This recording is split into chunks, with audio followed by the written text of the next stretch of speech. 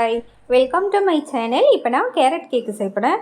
அது சாப்பிட அவ்வளோ ஒரு டேஸ்ட்டாக இருக்கும். கண்டிப்பாக ட்ரை பண்ணி பாருங்கள். ட்ரை பண்ணி பார்த்துட்டு என் வீடியோவுக்கு கண்டிப்பாக மறக்காமல் எல்லாம் சப்போர்ட் பண்ணுங்கள். அப்போ தான் என்னால் மேலும் மேலும் வீடியோ போட முடியும். கண்டிப்பாக ட்ரை பண்ணி பாருங்கள். வாங்க வீடியோக்குள்ளே போகலாம். இங்கே கேரட்டை நல்லா துருவி வச்சுருக்கேன். துருவி அதை என்ன பண்ணுங்கள், ஜூஸ் எல்லாம் புழிஞ்சு எடுத்துருங்க. சக்கையை மட்டும் எடுத்து வச்சுக்கோங்க. இங்கே நான் பவுலில் எக்கு உடச்சி ஊற்றிருக்கேன். அது கூட ஆயில் ஆட் பண்ணிக்கோங்க. ஆட் பண்ணிவிட்டு வெனிலா எசன்ஸ் அதை ஆட் பண்ணிக்கோங்க. அப்புறம் சுகர் பொடிச்ச சுகர் இருக்கு இல்லையா, அந்த சர்க்கரையை ஆட் பண்ணிக்கோங்க. ஆட் பண்ணிவிட்டு மிக்ஸ் பண்ணிக்கோங்க. இப்போ என்ன பண்ணுங்கள், மைதா ஆட் பண்ணிக்கோங்க.